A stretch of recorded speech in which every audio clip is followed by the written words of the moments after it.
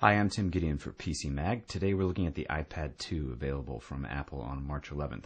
It comes with a charger and a sync cable, no earbuds, which is a little silly since it has a headphone jack and starts at $4.99. This is what it looks like compared to the old iPad, which is the thicker one on top that does not have the rounded edges. The same 30-pin connector and built-in speakers sit at the bottom of the back panel, and above the volume controls a new rotation lock or mute switch. You choose which you want it to control in the settings menu. Below the sleep-wake button, the new rear-facing camera, and next to it, the black rubber compartment that houses the 3G components on the Wi-Fi plus 3G models for Verizon and AT&T. And next to that, the headphone jack. The 1024 by 768 pixel 9.7-inch screen remains unchanged. Below it, we have the home button, and up top, we have the new front-facing camera lens. The Smartcover, which replaces the old iPad case, which was kind of bulky, is a great new accessory. It protects the screen, attaching magnetically to the left panel, and puts the device to sleep when it's closed. Opening it up wakes up the iPad 2, and the Smartcovers come in polyurethane or leather, starting at $39.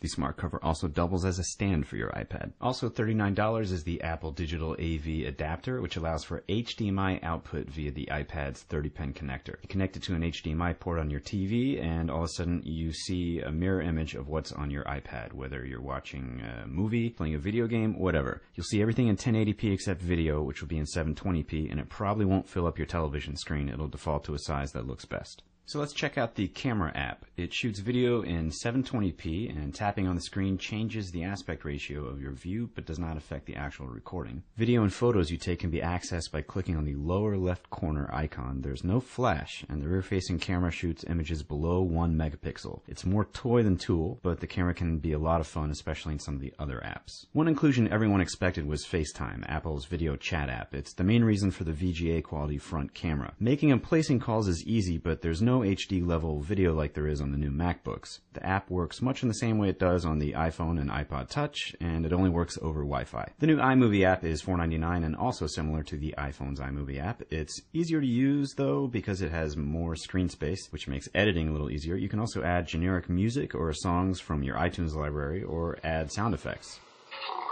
There's a variety of ways to share your final project, including posting it on YouTube or Facebook. And another camera app on the iPad 2 is Photo Booth. It's good, goofy fun, and some of the effects show off the faster graphics processing of the new A5 chip inside the iPad. GarageBand for the iPad is $4.99, and it's probably the best app I've seen from Apple. For songwriters, it's a memo pad for jotting down musical ideas on the go. If you're not a musician, you can still fool around with the various smart instruments that are preloaded, and you can sound like one. I promise, it's not hard. When you're finished mixing, you can export your new masterpiece via email or put it into your iTunes library on the iPad. Of course, the iPad still has iBooks, an internal iPod for your music and videos, and now it has the 3-axis gyroscope so you can play games that detect side-to-side and up and down movements like Jenga. The Apple App Store is loaded with iPad apps and growing. It's really in a league of its own when we're talking about app marketplaces for mobile devices. The Safari browser app has gotten a bit speedier with iOS 4.3, and some sites now come in full or mobile options when you load them, like ESPN. Video on many sites like ESPN, Vimeo, and CNN will play, so even though there's no Flash support, which is still a big knock, Apple is finding ways to make that less of an issue. The Wi-Fi only model costs $4.99 for 16 gigs, $5.99 for 32 gigs, and $6.99 for 64 gigabytes.